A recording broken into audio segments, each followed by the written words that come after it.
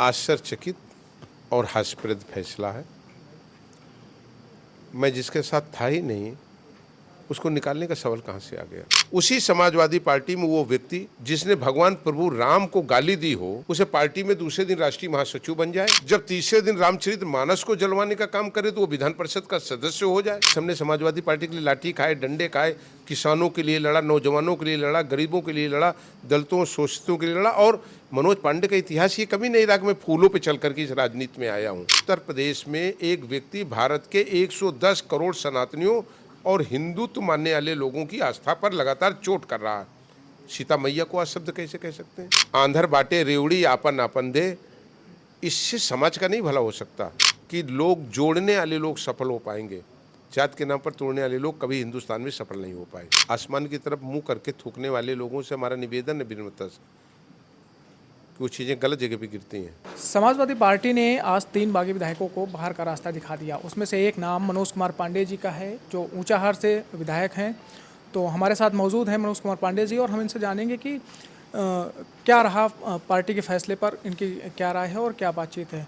Sir, आप जो है समाजवादी पार्टी से 2 बार मंत्री रहे, 2004 में भी, 12 में भी, और समाजवादी सपा में आपका दूसरे नंबर का कद भी देखा जाता था। पार्टी में एक बड़े ब्राह्मण नेता के तौर पर जाने जाते थे। तो फिर ऐसी क्या परिस्थितियां अचानक बनी कि आप को ये निर्णय लेना पड़ा और ये हृदय परिवर्तन हुआ आपका, और फिर आपको ऐसा कदम उठाना पड़ा? देखिए, मैं आपसे सहमत हूँ। मैं समाजवादी पार्टी की दोनों सरकारों में मंत्री रहा। पार्टी का मुख्य सचेतक भी हमें बनाया गया था। मैंने उस पद का भी पूरी ईमानदारी से काम किया। देखिए, पद और दायित्वों का तो अभिप्राय ये है कि पार्टी जिसे समझती है कि पार्टी के लिए उपयोगी है और पार्टी के लिए काम कर सकता है, उसको पार्टी मौका देती है। लेकिन आप उसका दूसरा पक्ष भी देखिए कि 30 सालों से अगर मैं मंत्री रहा तो मैंने उसमें भी मैंने पूरी ईमानदारी और मेहनत से उत्तर प्रदेश की 25 करोड़ जनता के हित में मैंने काम किया। मैं समाजवादी पार्टी में था तो समाजवादी पार्टी में हमारा संघर्षों का एक बहुत लंबा इतिहास। हमने समाजवादी पार्टी के लिए लाठी खाए, डंडे खाए, किसानों के लिए लड़ा, नौजवानों के लिए लड़ा, गरीबों के लिए लड़ा, दलितों शोषितों के लिए लड़ा। और मनोज पांडे का इतिहास ये कभी नहीं रहा कि मैं फूलों पर चल करके इस राजनीति में आया हूँ। हम कांटों पर चल के आए, जिनके जख्म आज भी हमारे शरीर पर मौजूद हैं। हमने हरदम अन्याय का विरोध किया, जिसके साथ अन्याय हुआ उसके साथ हरदम हमने खड़े होने का काम किया। समाजवादी पार्टी ने ठीक है हमें मौका दिया, तो समाजवादी पार्टी के लिए मनोज पांडे ने भी काम किया। 2012 की सरकार बनी तो ऐसे नहीं बन गई है, हम लोगों का भी खून पसीना गिरा है उसमें। लेकिन मैंने कई बार अनेक मौके पर यह कहा, आस्था से खिलवाड़ स्वीकार नहीं है। उसी समाजवादी पार्टी में वो व्यक्ति जिसने भगवान प्रभु राम को गाली दी हो, उसे पार्टी में दूसरे दिन राष्ट्रीय महासचिव बन जाए। जब तीसरे दिन रामचरित मानस को जलवाने का काम करे तो वो विधान परिषद का सदस्य हो जाए। मैं कोई आज इसका नहीं विरोध कर रहा हूं। मैंने उस समय भी अनेक प्लेटफार्म पर, आप सबके प्लेटफार्म पर इस पर अपनी कड़ी आपत्ति जताई है। और केवल मीडिया में ही नहीं, अपने पार्टी नेतृत्व को भी मैंने लगातार इस बारे में आगाह किया, अपने सुझाव दिए, अनुरोध किया कि आज उत्तर प्रदेश में एक व्यक्ति भारत के 110 करोड़ सनातनियों और हिंदुत्व मानने वाले लोगों की आस्था पर लगातार चोट कर रहा है। सीता मैया को अशब्द कैसे कह सकते हैं? और उस जब आपत्ति पर मैंने देखा कि एक के बाद एक प्रोन्नत हो रही है, तो मैंने ये निर्णय लिया कि हम अपने आस्था से कोई समझौता नहीं करेंगे। राजनीति हमारे लिए ऐशो आराम का साधन नहीं है। राजनीति गरीब, कमज़ोर, पिछड़े, दलित, अगड़ों सबको सम्मान दिलाने का और लोगों को न्याय पहुंचाने का हमारे लिए एक साधन है। और ऐसी राजनीति जिसमें हमारी आस्था पर चोट किया जाए, ऐसी राजनीति में हमको न रहना है, न हमको ऐसे राजनीति में कोई पद और प्रतिष्ठा में स्वीकार है। ऐसी पद प्रतिष्ठा कल चली जाए, मनोज पांडे को स्वीकार है, लेकिन सिद्धांत और विचारधाराओं से समझौता स्वीकार नहीं है। जैसा कि आपने अभी कहा कि पार्टी को आपने आगाह भी किया था उस समय, तो क्या इस फैसले लेने के पीछे एक यह कारण भी माना जाए कि पार्टी में एक पर्टिकुलर समुदाय की बात ज़्यादा सुनी जाती है, और चूंकि आप ब्राह्मण चेहरा थे तो इस वजह से आपकी बातों पर उतना ध्यान नहीं दिया गया? तो क्या ऐसा भी सपा में कुछ हावी है क्या, जिसके कारण फिर आपको ये निर्णय लेना? नहीं, सवाल किसी जाति का नहीं है। अब अगर आप जात की बात करेंगे तो जात की बात आएगी तो फिर इस सवाल तो उठेंगे ही कि केवल आप हम लेने के लिए जब हमें चुनाव में ज़रूरत पड़े तो सबका साथ, सबका वोट मिल जाए।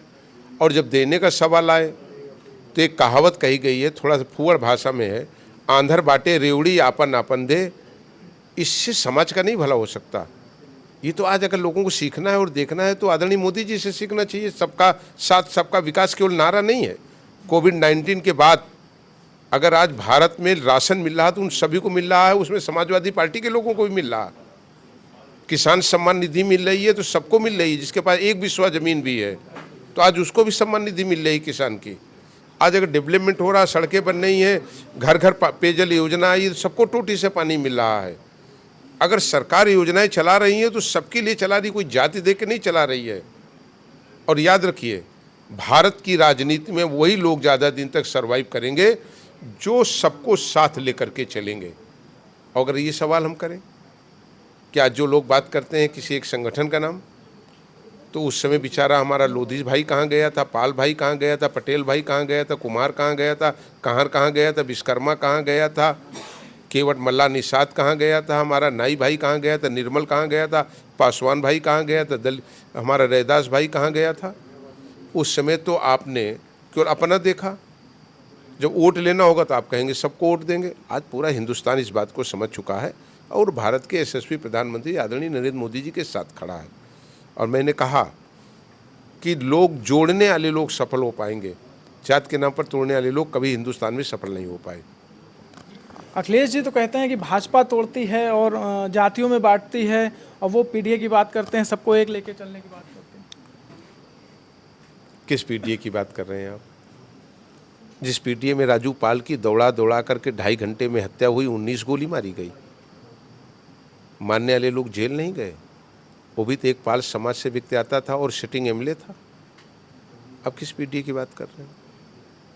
अब उस पीडीए की बात कर रहे हैं जिसमें अति पिछड़े और तमाम पिछड़े लोग कभी न्याय नहीं पाए। आसमान की तरफ मुंह करके थूकने वाले लोगों से हमारा निवेदन है विनम्रता से कि वो चीज़ें गलत जगह पे गिरती हैं।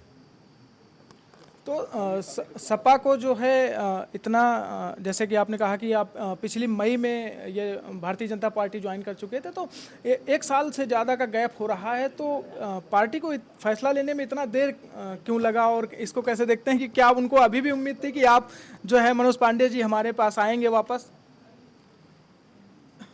आश्चर्यचकित और हास्यप्रद फैसला है। मैं जिसके साथ था ही नहीं उसको निकालने का सवाल कहाँ से आ गया?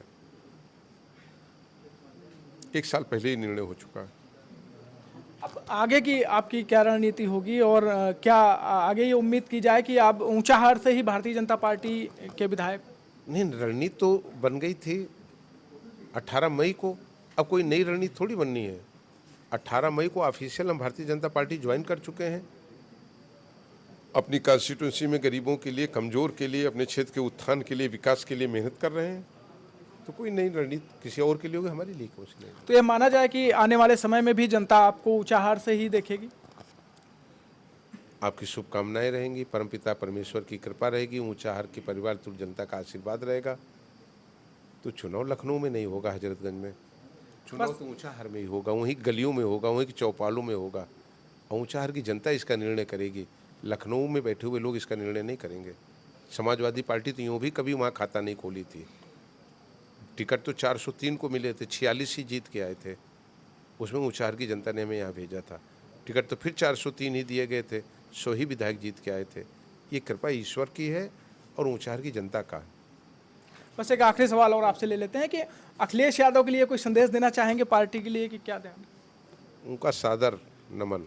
ये थे सपा नेता मनोज पांडे जी, जिन्होंने सपा से निकाले जाने के बाद अपनी प्रतिक्रिया दी और अपनी बात अमर उजाला से विशेष बातचीत में अपनी पूरी बात बेबाकी से रखी और बताया कि आखिर उन्हें इस फैसले के लिए क्यों बाध्य होना पड़ा, यह फैसला उन्होंने कब लिया और इसके लिए आगे की रणनीति क्या है। अमर उजाला के लिए भूपेंद्र सिंह, लखनऊ। अगर आप ये वीडियो YouTube पर देख रहे हैं तो हमारे चैनल को सब्सक्राइब करें और बेल आइकन को दबाना ना भूलें। अगर आप Facebook पर ये वीडियो देख रहे हैं तो हमारे पेज को लाइक करें।